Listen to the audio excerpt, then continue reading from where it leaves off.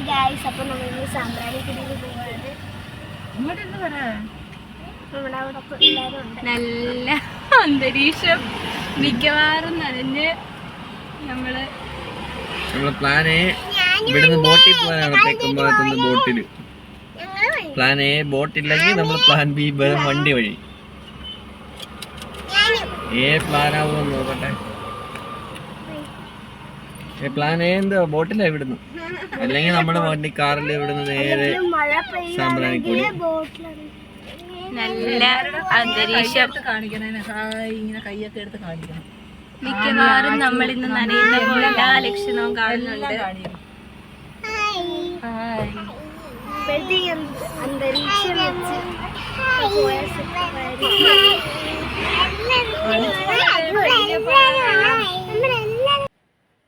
അങ്ങനെ നമ്മൾ സഡനായിട്ട് നമ്മൾ പെട്ടെന്ന് നമ്മൾ പ്ലാൻ ചെയ്തൊന്നും പോയതല്ലാത്തത് കൊണ്ട് തന്നെ നമ്മുടെ പ്ലാനിൽ മാറ്റം വന്നിരിക്കുകയാണ്. അതായത് ഇന്ന് സൺഡേ ആണ്. സാമ്പ്രാണിക്കുടിയിൽ നമ്മൾ പോകണമെങ്കിൽ നേരത്തെ ബുക്ക് ചെയ്യൊക്കെ വേണം. അതുമല്ല ഭയങ്കര തിരക്കുമായിരിക്കും. ബാക്കി ഫാമിലി മെമ്പേഴ്സ് ഒക്കെ തന്നെ മുമ്പേ പൊക്കോണ്ടിരിക്കുകയാണ്, പുറകെ പൊക്കോണ്ടിരിക്കുകയാണ്. മോശമല്ലേ? അതുകൊണ്ട് നമ്മൾ മിക്കവാറും ബോട്ടിലായിരിക്കും പോകുന്നത്. അതും നമ്മൾ സാമ്പ്രാണിക്കുടിയുടെ അത്ര ഇല്ലെങ്കിലും പക്ഷേ നമുക്ക് എൻജോയ് ചെയ്യാൻ പറ്റുന്ന, ഫാമിലി ആയിട്ടൊക്കെ ടൈം സ്പെൻഡ് ചെയ്യാൻ പറ്റുന്ന നല്ലൊരു പ്ലേസാണ്.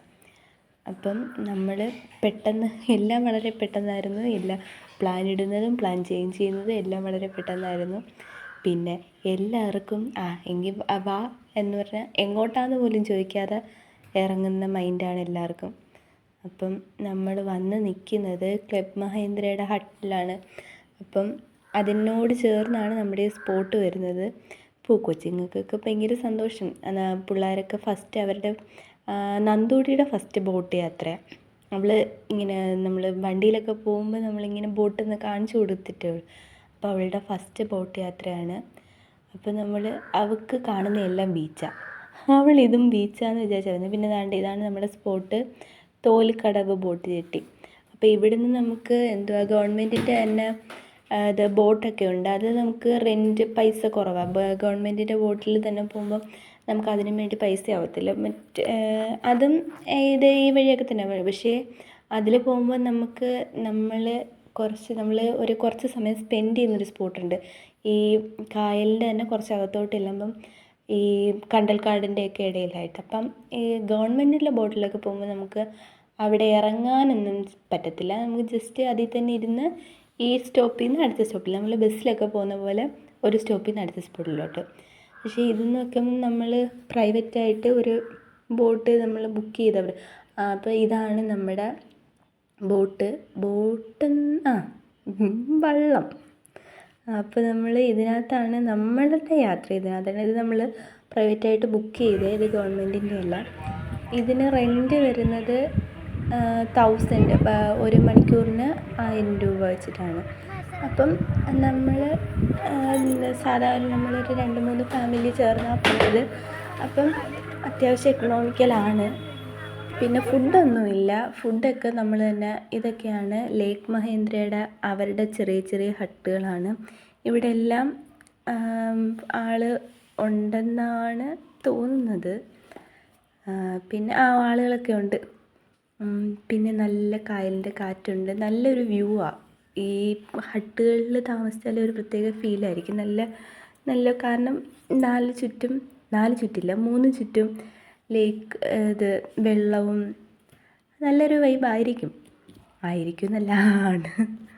പിന്നെ ഈ വെള്ളവും പ്രകൃതിയും അങ്ങനെ നേച്ചർ ഇഷ്ടപ്പെടുന്ന എല്ലാവർക്കും ഇഷ്ടപ്പെടുന്ന ഒരു സ്പോട്ടായിരിക്കും. പിന്നെ നല്ല ക്ലൈമറ്റ്, വെയിലില്ല.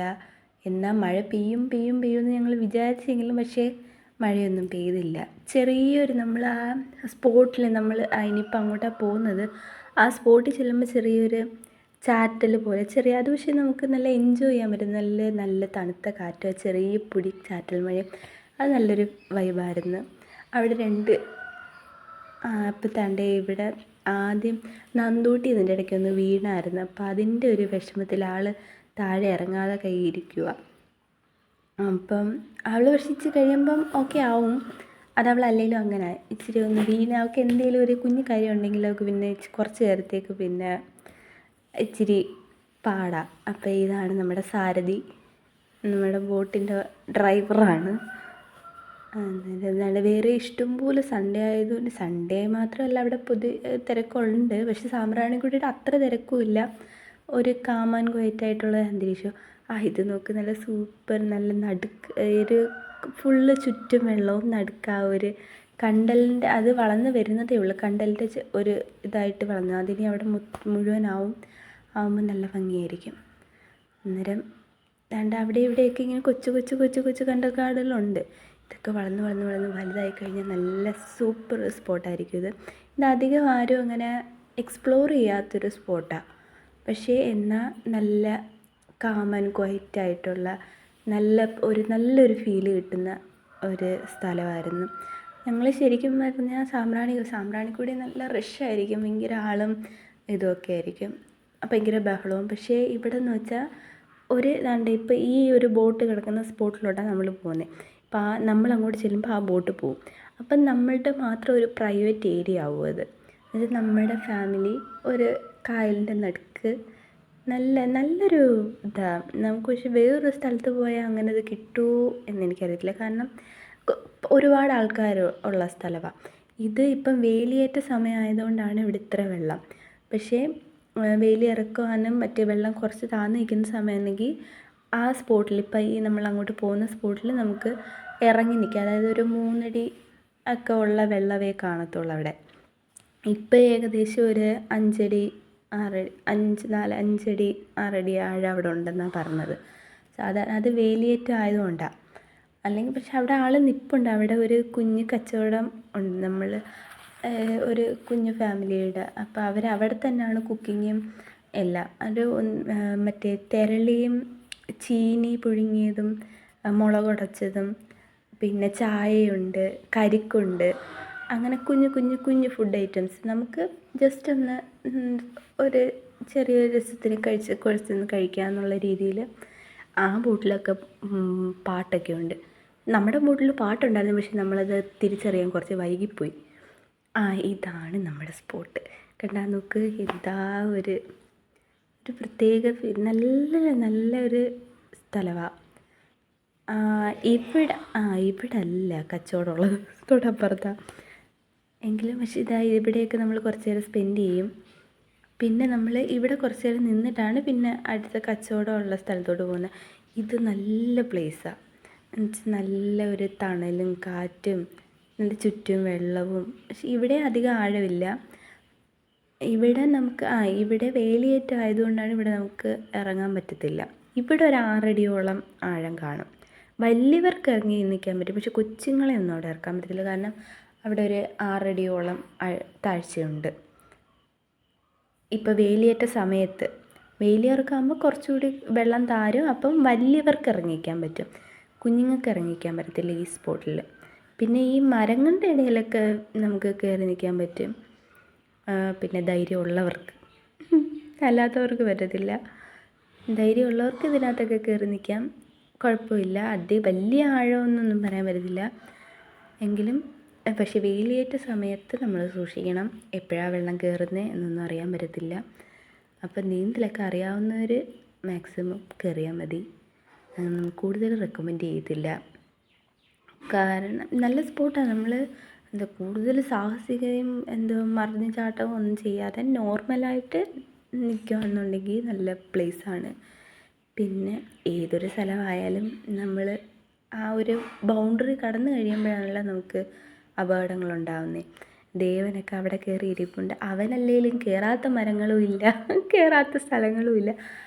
പക്ഷേ അവൻ്റെ പേരൻസ് അതുപോലെ തന്നെ പിള്ളേരെ അങ്ങനെ റെസ്ട്രിക്റ്റ് എന്ന് വെച്ചാൽ അവർ ഓരോ സിറ്റുവേഷൻസ് അവരെ ഫേസ് ചെയ്യാൻ തന്നെ വിടും. പക്ഷേ അവരുടെ ഒരു മേൽനോട്ടം ഉണ്ട് താനും.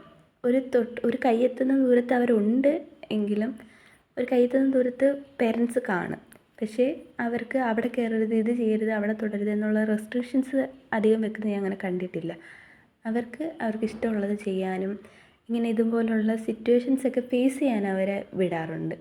പക്ഷേ ഒരു കൈയെത്തുന്ന ദൂരത്ത് അവർ സപ്പോർട്ടിനുണ്ട്. എന്ന് വെച്ചാൽ പെട്ടെന്നൊരു എമർജൻസി വന്നാലും അവരുടെ ഹെൽപ്പോടെ അവർക്ക് തിരിച്ച് ഇപ്പം എന്താ നോക്കാൻ പറ്റുമെന്നുള്ള സിറ്റുവേഷൻസിലൊക്കെ അവരെ എല്ലാത്തിലും ചെയ്യാൻ വേണ്ടിയിട്ട് വിടാറുണ്ട്.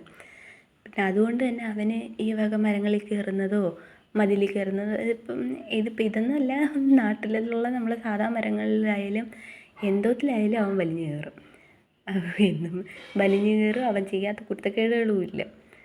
പക്ഷേ എന്നുവെച്ചാൽ ചെറിയ ചെറിയ പരിക്കുകളൊക്കെ പറ്റും. പിന്നെ പിള്ളേരല്ലേ, വീണിട്ടൊക്കെയല്ലേ പഠിക്കുന്നേ.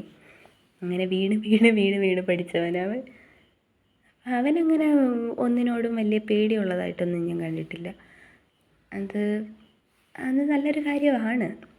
പിന്നെ എപ്പോഴായാലും പേരൻസിൻ്റെ ഒരു സൂപ്പർവിഷൻ എപ്പോഴായാലും കൊച്ചുങ്ങളുടെ മുകളിലെല്ലാം വേണം. പിന്നെ ഇനി നമ്മൾ അടുത്ത സ്പോട്ടിലോട്ടാണ് ഞാൻ പറഞ്ഞ അതുകൊണ്ട് നിൽക്കുന്നത്. അപ്പോൾ ഒരു വെള്ളം വന്നു കഴിയുമ്പോൾ അടുത്ത വെള്ളം അടുത്ത സ്ഥലത്ത് വരുക. അപ്പോൾ അത്രയും തിരക്ക് എന്ന് പറയാൻ പറ്റത്തില്ല. ഒരു പ്രയർ സ്പേസ് കിട്ടുന്നൊരു സ്ഥലം തന്നെ. അപ്പം നമ്മളിനി അടുത്ത് നമ്മുടെ ഫുഡിൻ്റെ ഇവിടാണ് ഇറങ്ങിയിരിക്കുക. അവനെ കണ്ട ആ ചേട്ടനൊക്കെ ആ വെള്ളത്തിൽ ഇറങ്ങിയിരിക്കുക. അത്ര ആഴമേ ഉള്ളവിടെ. പക്ഷേ ഈ ഏരിയ ഒന്നും അധികം ആർക്കും അറിയത്തില്ല. ഇതൊക്കെ അറിഞ്ഞ് കഴിയുമ്പോൾ ഇവിടെയും വീണ്ടും തിരക്കൊക്കെ കൂടുമായിരിക്കും. നമ്മൾ വെള്ളം അതിൻ്റെ അടുത്തോട്ട് എത്തി. അപ്പം നമ്മൾ വരുന്ന കണ്ടപ്പോഴേ കണ്ടാ ചേട്ടൻ വേലിയേറ്റ സമയമായിട്ടും അവിടെ അത്ര വെള്ളമേ ഉള്ളൂ. അപ്പോൾ വേലി ഇറക്കമാകുമ്പം ഇത്രയും തന്നെ വെള്ളം കാണത്തില്ല. അപ്പോൾ കൊച്ചുങ്ങൾക്കൊക്കെ നല്ല സുഖമായിട്ട് ഇറങ്ങിക്കാൻ പറ്റുന്ന സ്ഥലമാണ്. പിന്നെ വേലിയേറ്റം വരുമ്പോൾ ശ്രദ്ധിക്കണം എന്നേ ഉള്ളൂ. ഇവിടെ ഇപ്പോൾ വലിയവർക്ക് ആ ചേട്ടൻ്റെ മുട്ടിൻ്റെ താഴെ ആ ഒരളവിനേ വെള്ളമുള്ളൂ. ആ ചേട്ടൻ നല്ല ഹൈറ്റുള്ള കൂട്ടത്തിലൊന്നുമല്ല, ഒരു നോർമൽ ഹൈറ്റൊക്കെ. പക്ഷെ നല്ല ഹൈറ്റൊക്കെ ഉള്ളവർക്കൊക്കെ ആണെങ്കിൽ അത് ഞങ്ങളെ ചേട്ടനൊക്കെ എൻ്റെ ചേട്ടനൊക്കെ ഇറങ്ങിയെന്ന മുട്ടിന് ഒരു കാൽപാദത്തിന് കുറച്ച് മുകളിലായിട്ട് വെള്ളം കാണാനേ സാധ്യതയുള്ളൂ. കാരണം ചേട്ടന് നല്ല ഹൈറ്റുള്ള കൂട്ടത്തില്ല. അപ്പോൾ നമ്മൾ അവിടുന്ന് അവരുടെ കൊച്ച് ഒരു സംരംഭത്തിൽ നിന്ന് നമ്മളും അതിൻ്റെ പങ്കാളിയായിട്ട് കുറച്ച് കപ്പ മേടിച്ച് നമ്മൾ അവിടുന്ന് എല്ലാം തന്നെ നമ്മൾ ട്രൈ ചെയ്തിട്ടുണ്ട്. നമ്മൾ കരിക്ക് മേടിച്ചു. കരിക്ക് നല്ലതായിരുന്നു. കുഞ്ഞുങ്ങൾക്കൊക്കെ കരിക്കായിരുന്നു മേടിച്ചത്. അവർക്കൊക്കെ കരിക്കിനോടായിരുന്നു ഇഷ്ടം. കുഞ്ഞുങ്ങളെല്ലാം കരിക്ക് കഴിച്ചു. വലിയവരൊക്കെ ചീനിയും കപ്പയും, ഞങ്ങളിവിടെയൊക്കെ ചീനി എന്നാണ് പറയുന്നത്, കപ്പയും മുളകുടച്ചതും ഒക്കെ എടുത്ത്. അപ്പോൾ പിന്നെ നല്ല ടേസ്റ്റ് ഉണ്ടായിരുന്നു. പക്ഷെ നമ്മൾ വീട്ടിലുണ്ടാക്കിയ ആ ഒരു ടേസ്റ്റ് കിട്ടത്തില്ല. അതെന്താണെന്ന് അറിയത്തില്ല. നമ്മൾ വീട്ടിൽ ഉണ്ടാക്കുന്ന പോലെയല്ലായിരുന്നു. നല്ല ടേസ്റ്റായിരുന്നു. അപ്പോൾ ചീനിന്ന് എനിക്ക് ഇടയ്ക്കിടയ്ക്ക് ഭയം വരില്ല. നോർമലായിട്ട് പറയുന്ന പോലെ നമ്മൾ വീട്ടിൽ ചീനി എന്നാണ് പറയുന്നത്. അപ്പം അതുപോലെ കപ്പയായാലും നല്ല കപ്പയായിരുന്നു, നല്ല കഴിക്കാൻ പറ്റുന്ന രീതിയിൽ. അപ്പം നമ്മൾ അവിടെ നിന്ന് അതിൽ തെരളിയും നല്ല ടേസ്റ്റ് ഉണ്ടായിരുന്നു. അപ്പം തെരളിക്ക് 10 രൂപ, കപ്പയ്ക്ക് 50 രൂപ, പിന്നെ കരിക്കിന് 40 അത്ര. പിന്നെ ചായയും ഉണ്ടായിരുന്നു. അപ്പോൾ നമ്മൾ അവരോടൊക്കെ ബൈ പറഞ്ഞ് അവരുടെ ഫുഡൊക്കെ നല്ലതാണെന്ന് പറഞ്ഞിട്ട് നമ്മൾ അവിടെ നിന്ന് തിരിച്ച് യാത്രയായി. അപ്പം ഇതായിരുന്നു നമ്മുടെ സ്പോട്ട്. ഇത്ര ഒരു മണിക്കൂർ ഉള്ള യാത്ര. അപ്പം നമ്മൾ പോകുന്ന വഴിക്കൊക്കെ നല്ല ചീനവലയുണ്ട്. മീൻ പിടിക്കുന്ന വലകളുണ്ട്. കുഞ്ഞു വള്ളങ്ങൾ. എനിക്കൊന്ന് ഇവിടെയുള്ള വീടുകളിലെല്ലാം കുഞ്ഞു വള്ളങ്ങളുണ്ടെന്നാണ് തോന്നുന്നത്. മീൻ പിടിക്കാനും അക്കരയ്ക്കൊക്കെ പോകാനും ഒക്കെ പറ്റുന്ന വിധത്തിൽ കുഞ്ഞു വള്ളങ്ങൾ ഓരോ വീട്ടിലും ഉണ്ടെന്നാണ് എനിക്ക് തോന്നുന്നത്. എനിക്ക് കറക്റ്റായിട്ട് അറിയത്തില്ല. ഇതാണ് ചീനവല. ഇത് മുക്കിയിട്ടേക്കുന്ന 1-2 കണ്ടിട്ടുണ്ടായിരുന്നു. ഇതിപ്പോൾ പൊക്കി വെച്ചേക്കുക. വൈകുന്നേരം ആകുമ്പോഴായിരിക്കും ഇവരിത് പിടിക്കുന്നത്. ഇതിനകത്ത് ലൈറ്റൊക്കെ ഉണ്ട്. ചെറിയൊരു കുഞ്ഞു മാടം കണക്കുണ്ട്. ഇതിൻ്റെ ആളുകളൊക്കെ ചെറിയൊരു ചാറ്റൻ മഴ പെയ്തത് ഞാൻ പറഞ്ഞില്ലേ. അപ്പം അന്നേരം ഈ മീനൊക്കെ വന്ന് കൊത്തുമെന്ന് ഞാൻ ഇങ്ങനെ കേട്ടിട്ടുണ്ട്. എൻ്റെ മാമനും അച്ഛനും ഒക്കെ ഞങ്ങളുടെ വീടിൻ്റെ അടുത്ത് ഇത്തിക്കര അന്നേരം ഈ ഒഴിവ് സമയങ്ങളിലൊക്കെ ഞങ്ങളൊക്കെ ഇങ്ങനെ അവിടെ ആറ്റിൻ്റെ സൈഡിലൊക്കെ പോയി ഇങ്ങനെ മീനൊക്കെ പിടിക്കാൻ. അപ്പം മാമനൊക്കെ ഇങ്ങനെ പറഞ്ഞിട്ടുണ്ട്, കുഞ്ഞു ചാറ്റൽ മഴ ഉണ്ടെങ്കിൽ മീനൊക്കെ വന്ന് പെട്ടെന്ന് കുത്തുന്നു. അപ്പോൾ എല്ലാവരും നല്ല എൻജോയ് ചെയ്തിരിക്കുമായിരുന്നു. നല്ല കാര്യങ്ങളൊക്കെ ഒരു കുഞ്ഞു സൊറ പറഞ്ഞിരിക്കുന്നതെന്നൊക്കെ പറയത്തില്ലേ, അതുപോലെ പറഞ്ഞ് തിരിച്ച് നമ്മുടെ സ്പോട്ടിലെത്തിയിട്ടുണ്ട്. അപ്പം നല്ലൊരു യാത്രയെന്ന് വെച്ചാൽ അൺഎക്സ്പെക്റ്റഡ് ആയിട്ട് നമ്മൾ പെട്ടെന്ന് പ്ലാൻ ചെയ്യും. അതായത് ഞങ്ങൾ കുറേ നാൾ കൊണ്ട് പലതും പ്ലാൻ ചെയ്യുന്നുണ്ട്, പക്ഷെ അതൊന്നും ഇന്നുവരെ നടന്നിട്ടില്ല, ഇതുവരെ നടന്നിട്ടില്ല. പക്ഷെ പെട്ടെന്ന് ഇന്ന സ്ഥലത്ത് പോയാലോ, പോവാം, ബാ കയറ്, ഇത്രയേ ഉള്ളായിരുന്നു. ഇത്രയും നമുക്ക് ഇന്ന് അവിടെ പോയാലോ, ഇന്ന് തിരക്കായിരിക്കും, പോവാലോ, പോവാം, ദാണ്ടേ ഇറങ്ങി. അപ്പോഴേ വണ്ടി സ്റ്റാർട്ട് ചെയ്ത് കയറി ഇറങ്ങി.